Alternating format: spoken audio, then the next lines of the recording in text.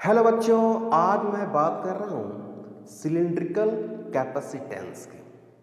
Cylindrical capacitance में दो concentric cylindrical होती है।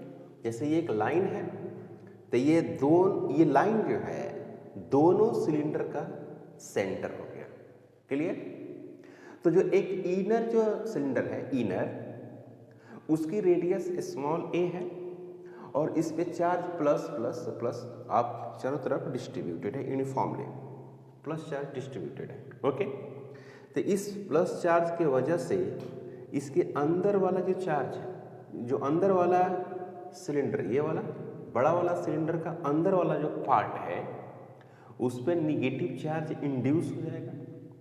और जैसे इस पर निगेटिव चार्ज इंड्यूस होगा तो ये चार्ज कहाँ आ जाएगा? सरफेस पर आएगा, प्लस क्यू चार्ज।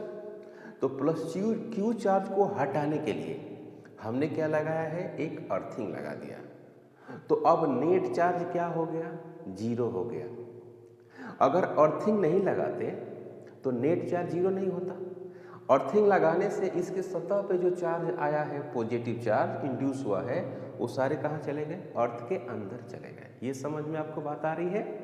जैसे इनर स्फीयर, जो इनर सिलेंडर है, उस पे चार्ज प्लस क्यू दिया गया है, तो उसके वजह से बड़े वाला जो सिलेंडर है, बड़े वाला सिलेंडर, उसके अंदर में माइनस क्यू चार्ज इंड्यूस हो गया।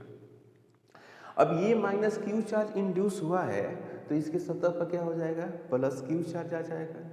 तो नेट जीरो नहीं होता अगर अर्थिंग नहीं करते तो।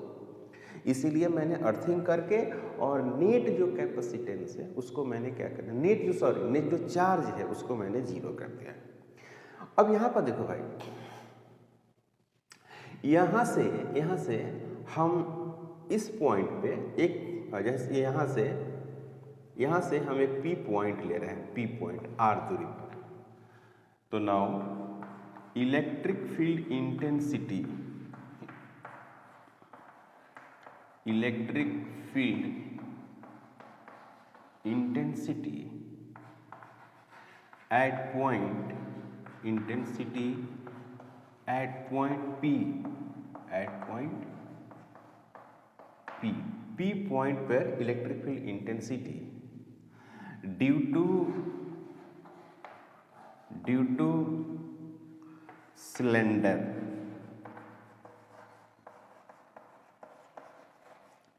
Due to cylindrical shape. ये हमने पढ़ा था कि इन्फिनाइटली अगर कोई लाइन चार्ज इस तरह से है और उसको क्या करते हैं, गॉसियन सरफेस के हम घेर देते हैं, तो किसी पॉइंट पी पर जो इलेक्ट्रिक फील्ड निकालते थे गॉस से निकालते थे, और इसका रिजल्ट था 1/2 पाई ऑप्सिलन 0 और लेमडा बटे आर। लेमडा क्या है? लेमडा इस पे लीनियर चार्ज डेंसिटी है, इसकी लंबाई कितनी है? एल है, तो इस पे लेमडा दे देते हैं क्या? Linear charge density. लेमडा जो है, लेमडा इसको बोलते हैं linear charge density, linear charge density. और आर क्या है? यहां से डिस्टेंस हो गया। अगेन एक रिलेशन हमने पढ़ा था, D V is equal to E D R, इस तरह से एक रिलेशन पढ़ा था। तो D V is equal to E का मतलब है लेमडा डिवाइडेड बटे 2 पाई ऑप्सिलन 0 आर और डी आर।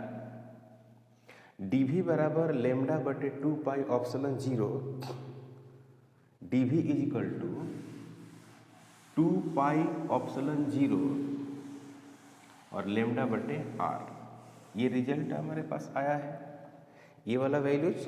अब इसको क्या करेंगे? इंटीग्रेट करेंगे तो पोटेंशियल आएगी, और पोटेंशियल जब आ जाएगी तो Q बराबर C इंटू V का फॉर्मूला लगाएंगे और यहाँ से रिजल्ट आ जाएगी। तो dV 0 से लेकर V तक, इसके सेंटर पर कितनी हो जाएगी? 0। स्टार्ट कर रहे हैं यहाँ से, और यहाँ से बढ़ते बढ़ते बढ़ते हम कहाँ चले जाएंगे? ए से बी जाएंगे, ए से कहाँ जाएंगे, बी। तो यहाँ पर लिखेंगे कांस्टेंट क्या क्या है भाई, लेमडा है और क्या है 2 है, पाई ऑप्शनल 0 है और 1/r और यहाँ पर हो गया dr और a से कहाँ है b, a से b है। तो यहाँ पर dv का क्या हो जाएगा, v हो जाएगा और 0 से क्या हो जाएगा, v हो जाएगा। लेमडा डिवाइडेड बटे 2 पाई ऑप्शनल 0 और यहाँ पर लिखेंगे क्या ln r, a से कहाँ होगा b, a से b होगा। तो v minus 0 is equal to और लेमडा डिवाइडेड बटे 2 पाई ऑप्शनल 0, तो ये हो गया ln b minus ln a। Okay, तो v minus 0 equal to v minus 0, तो यहाँ पर क्या लिखेंगे v is equal to lambda divided बटे 2 पाई ऑप्शनल 0, इसको हम लिख सकते हैं क्या ln b डिवाइडेड बटे a, ऐसे लिखा जाता है, ये फार्मूला है ln का। अब देखिए तो लेमडा इज इक्वल टू जो होता है वो q बाई कितनी होती है l, तो यहाँ पर q के टर्म में लिखेंगे, इसको मैं हटा देता हूँ, है ना, इसकी अब कोई ज़रूरत नहीं है। तो अब ये रिजल्ट जो आएगा जरा समझिए क्या आएगा रिजल्ट। अब v इक्वल टू हो गई, आपको लेमडा की जगह पर लिखेंगे q, फिर लिखेंगे ln b डिवाइडेड बटे a। ln यहाँ पे जो ln होता है ना उसका बेस e होती है ना, तो q बराबर ln b बटे a और डिवाइडेड बटे मैं लिखूंगा क्या q 2 और पाई 2 पाई ऑप्शनल नॉट, यहाँ पर लिख रहा हूँ क्या, देखो ध्यान से, v is equal to q ln b by a 2 pi optional 0 और नीचे में और क्या होगा l, इतना आएगा। Clear. q equal to c into क्या लिखते हैं बच्चों, v लिखते हैं, q बराबर c इंटू v लिखते हैं। तो q is equal to c हो गया और v के बदले हो गया q ln b by a और डिवाइडेड बटे 2 पाई ऑप्शनल 0 और लिखते हैं क्या l। इसमें कोई डाउट है नहीं। तो अब यहाँ पर q से q कैंसिल हो जाएगा, तो यहाँ पर आएगा 2 पाई ऑप्शनल 0 फिर l होगा डिवाइडेड बटे ln होगा और b बटे a होगा और ये c होगा। ओके, यहाँ तक ये रिजल्ट आ गए। अब यहाँ पे ये रिजल्ट आ रही है तो इसको आप इस रूप में भी लिख सकते हैं, अगर इस फॉर्मेट में लिखना चाहें तो आप लिख सकते हैं ये c is equal to 2 pi optional 0 और यहाँ पर हो गया l और डिवाइडेड बटे 2 पाई ऑप्शनल 0 l और डिवाइडेड बटे ln को लिख सकते हैं 2.303 लॉग बेस 10 b बटे a, ऐसे लिख सकते हैं। तो इसे क्या पता, capacitance of capacitor depends on shape and size, और किस बात पर डिपेंड करता है, मीडियम पे, है ना, मीडियम पे डिपेंड करता है। ओके, इसको आप ऐसे भी लिख सकते हैं, इसको कैसे चाहें, c is equal to 4 pi optional naught, यहाँ पर लिख सकते हैं l, यहाँ पर लिख सकते हैं आप, यहाँ पर लिख सकते हैं क्या 2 से मल्टीप्लाई करेंगे तो क्या मिलेगा 6 0 6 और 4 ऐसे मिलेगा 4.606 और log 10 b बटे a, और इसको अब 4 पाई ऑप्शनल 0 जो है उसको लिख सकते हैं क्या 4 पाई ऑप्शनल 0 का लिख सकते हैं 1 बटे 9 इंटू 10 टू द पावर 9, काफ़ी आराम से लिख सकते हैं इसको। 4 पाई ऑप्शन 0 को 1/9 इंटू 10⁹ और ये सी की वैल्यूज हो गई। ये जो वैल्यूज है वो किस में है, एयर मीडियम। मीडियम क्या हो गई, एयर। अदर मीडियम की अगर हम बात करें CM अदर मीडियम की, तो क्या होगी 4 पाई ऑप्शन 0 L और यहाँ पर क्या हो जाएगा K हो जाएगा डिवाइडेड बटे 4.606 log 10 B बटे A। CM equal to 4 pi option 0 L और K 4.606 log 10 और B बटे क्या हो गया A। ये हो गई आपको अदर मीडियम की values.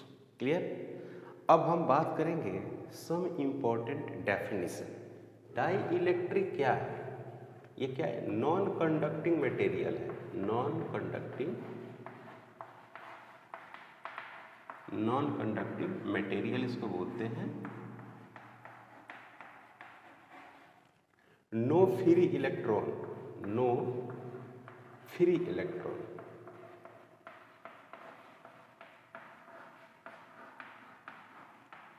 Electron is tightly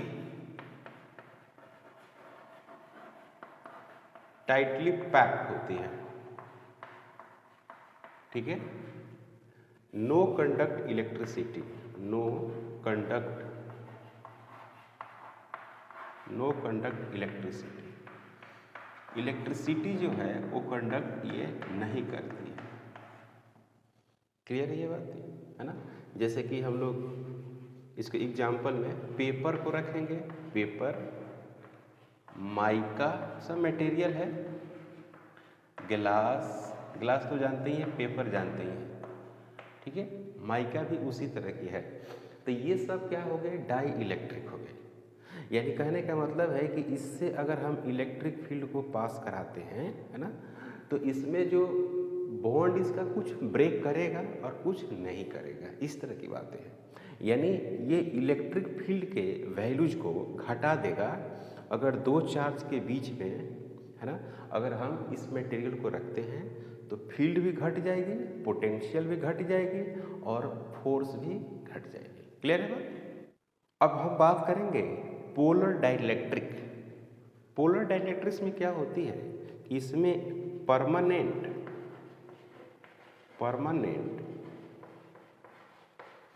electric dipole moment होती है। परमानेंट इलेक्ट्रिक डाइपोल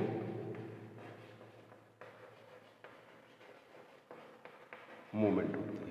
जैसे हम बात करें H2O की बात करते हैं, H2O तो O हो गया, ओके, और दो को यहाँ पर क्या हो गया, हाइड्रोजन हो गया। इस जगह पर दो हाइड्रोजन हो गया, ओके। तो यहाँ पर क्या हो गया, यहाँ पर माइनस हो गया 2Q लिख सकते हैं, यहाँ पर क्या लिख सकते हैं +Q, और यहाँ पर लिख सकते हैं +Q। इस तरह से लिख सकते हैं। और इस तरह से लिखेंगे डाइपोल के डायरेक्शन, ये डाइपोल का डायरेक्शन, यानी इसमें डाइपोल होता है। तो इसको असिमेट्रिक मॉलिक्यूल बोलते हैं, है ना। ऐसे मॉलिक्यूल को हम लोग क्या नाम देते हैं, असिमेट्रिक मॉलिक्यूल। इन ऑब्सेंस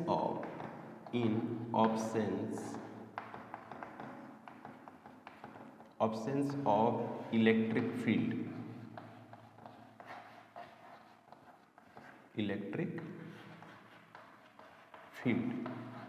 मतलब इलेक्ट्रिक फील्ड क्या हो, 0 हो। जैसे यहाँ पर है इलेक्ट्रिक फील्ड बाहर से नहीं दिया गया है ना। Electric field in absence of electric field, positive charge and negative charge do not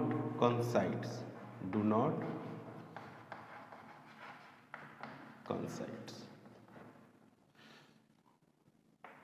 अब इसमें क्या है, जब इलेक्ट्रिक फील्ड जब देते हैं, है ना, तो जैसे कहने का मतलब है कि जैसे आपको HCl हो गया, सपोज दैट HCl हो गया, HCl, तो इसमें डाइपोल है, तो इसको लिखेंगे, अगर मान लीजिए यहाँ पर लिखते हैं क्या Cl, ओके, यहाँ पर लिखते हैं क्या Cl, तो यहाँ पर Cl और यहाँ पर हो गया H, तो यहाँ पर क्या हो गया माइनस Q हो गया और यहाँ पर क्या हो गया प्लस Q हो गया, प्लस Q हो गया। तो इसकी डाइपोल होगी और डाइपोल की डायरेक्शन किधर होगी माइनस Q से प्लस Q की तरफ से क्या होगा डाइपोल होगा। तो इस कंडीशन में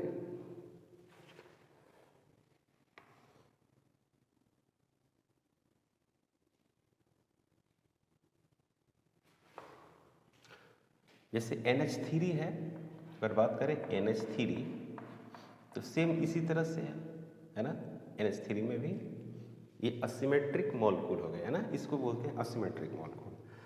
तो ये रहा आपको पोलर डाइलेक्ट्रिक्स। उसी तरह से एक है नॉन पोलर डाइलेक्ट्रिक्स भी है। In absence of electric field centre of positive charge and negative charge coincides, इसमें कंसाइड्स कर जाता है, मतलब कि नेट डाइपोल क्या हो जाती है जीरो हो जाती है। Dipole moment is zero in presence of electric field they induce dipole. बहुत हार्ड जब इलेक्ट्रिक फील्ड देते हैं तो उसमें बॉन्ड कुछ ब्रेक करके और क्या करते हैं पोलरिटी को इंड्यूस कराते हैं, पॉजिटिव और नेगेटिव चार्ज है ना, और उसके हिसाब से अपने डाइपोल इंड्यूस कराते हैं। जैसे कि N2 है, O2 है, CH4 है, अगर इसको देखा जाए तो इस तरह से है ना, और ये डाइपोल नहीं बना है। इस चीज़ को देखा जाए, अगर इसको देखा जाए तो कोई डाइपोल नहीं, नेट क्या हो गया जीरो हो गया है ना, नेट हो गया आपका जीरो। तो इसमें कोई डाइपोल नहीं है ना, इसको बोलते हैं हम लोग नॉन पोलर डाइलेक्ट्रिक्स बोलते हैं। एक और वर्ड होती है dielectric strength, dielectric strength. तो डाइलेक्ट्रिक मटेरियल को हम लोग बोलते थे कि नॉन कंडक्टिंग मटेरियल है। अब डाई इलेक्ट्रिक स्ट्रेंथ का मतलब ये हुआ कि बाहर से आप फील्ड दीजिए और उसके बाद वो टूटना स्टार्ट कर दे, उसकी पोलरिटी उसमें आना स्टार्ट हो गया, तो वो उसकी क्या हो गई डाइलेक्ट्रिक है ना स्ट्रेंथ कहलाएगी। जिस इलेक्ट्रिक फील्ड पर डाइलेक्ट्रिक मटेरियल ब्रेकडाउन होने लगेगा, मतलब उसके बॉन्ड क्या होंगे टूटने लगेंगे, यानी उसमें चार्ज इंड्यूस होने लगेगा, उसी इलेक्ट्रिक फील्ड को हम लोग बोलते हैं डाइलेक्ट्रिक स्ट्रेंथ। क्लियर है बात यहाँ पर? तो लिखा होगा maximum value of electric field that a dielectric can tolerate without breakdown voltage, sorry without breakdown, मैंने बिना ब्रेक किए हुए अब टॉलरेट कर रहा है, अब उसके बाद क्या करेगा वो टूट जाएगा। तो वो मैक्सिमम इलेक्ट्रिक फील्ड को हम लोग बोलते हैं डाइलेक्ट्रिक स्ट्रेंथ। ध्यान दें, dielectric strength of any dielectric material कैसे डिफाइन करेंगे? जो बाहर की इलेक्ट्रिक फील्ड है, बाहर से जो इलेक्ट्रिक फील्ड आप दीजिएगा डाइलेक्ट्रिक मटेरियल पर, वही इलेक्ट्रिक फील्ड डाइलेक्ट्रिक स्ट्रेंथ को डिफाइन करेगी। जैसे मान लीजिए कि ये हाथ है और ये डाइलेक्ट्रिक कांस्टेंट एक डाइलेक्ट्रिक मटेरियल है, तो इसकी अपनी एक वैल्यूज होगी कि कितना पर इसका ब्रेकडाउन होगा। ब्रेकडाउन मतलब इसके जो बॉन्ड होंगे वो ब्रेक होंगे, तो बाहर से आप फील्ड को बढ़ाते जाइए बढ़ाते जाइए बढ़ाते जाइए, एक ऐसा कंडीशन आएगा कि अब इसमें पोलरिटी इंड्यूस होने को हो जाएगा। पोलरिटी इंड्यूस का मतलब होता है कि उसका बॉन्ड क्या करेगा ब्रेक करेगा। तो उस टाइम जो आप डाइलेक्ट्रिक मटेरियल पर इलेक्ट्रिक फील्ड दिए हैं, वही इलेक्ट्रिक फील्ड डाइलेक्ट्रिक स्ट्रेंथ कहलाएगी उस डाइलेक्ट्रिक मटेरियल। ये मैंने लिखा है, इसका मतलब ये होता है। अब है नॉन पोलर डाइलेक्ट्रिक में होता क्या है कि जैसे आप इसे मटेरियल है, तो मटेरियल है तो इस पर इलेक्ट्रिक फील्ड आप नहीं दिए हुए हैं, तो इसी तरह से ये बना हुआ है positive negative positive negative positive negative, इस तरह से अपना बना हुआ है। यहाँ पर नेट चार्ज कितना है जीरो है। अब जैसे ही आप इसमें इलेक्ट्रिक फील्ड दीजिएगा वीक इलेक्ट्रिक फील्ड, तो इसका क्या होगा ना कि पॉजिटिव चार्ज और नेगेटिव चार्ज दोनों सेपरेट होगा। क्यों होगा? क्योंकि आपको पता है कि पॉजिटिव चार्ज पे जो फोर्स लगती है इलेक्ट्रिक फील्ड के वजह से वो इस दिशा में लगती है, और नेगेटिव चार्ज पे जो फोर्स लगती है वो किधर लगती है? इस दिशा में लगती है। तो इस पे प्लस भी है और माइनस भी है, तो माइनस वाला पे फोर्स किधर लगेगा? इधर, आप प्लस वाला पे फोर्स कहाँ लाएंगे, इधर, तो ये घूम जाएगा और घूम के कैसा हो जाएगा, ऐसा हो जाएगा। माइनस वाला पे, ये जो माइनस है इसमें फोर्स किधर है, इधर है। प्लस वाला पे फोर्स किधर है, तो इधर है। माइनस वाला पे फोर्स किधर है, इधर है। प्लस वाला पे फोर्स किधर है, इधर है। इस तरह से सेपरेट होने लगेगा। और स्ट्रॉन्ग फोर्स देंगे ना तो इसमें पोलरिटी और ज़्यादा इंड्यूस हो जाएगी। जैसे यहाँ पर लिखा है ना, टॉलरेंस विदाउट ब्रेकडाउन। ब्रेकडाउन का मतलब वो टूटने की कंडीशन पर है ना। तो ये क्या होगा, और इलेक्ट्रिक फील्ड का माना बढ़ाते जाओ तो इसमें क्या हो जाएगा, एक ऐसा समय आएगा कि इसके सभी एटम क्या कर देंगे, टूट जाएंगे और टूट के सेपरेट पॉजिटिव चार्ज और सेपरेट निगेटिव चार्ज हो जाएंगे। यहाँ भी नेट चार्ज जीरो था और यहाँ भी नेट चार्ज क्या है, जीरो। जितना पॉजिटिव उतना ही क्या है, निगेटिव। तो ये हुए non polar molecules, non polar dielectrics, non polar dielectrics. ये क्या है, पोलर डाइलेक्ट्रिक्स है। पोलर डाइलेक्ट्रिक, अब देखिए नॉन पोलर डाइलेक्ट्रिक्स में आपको आप मेटल ले सकते हैं, मेटल है ना।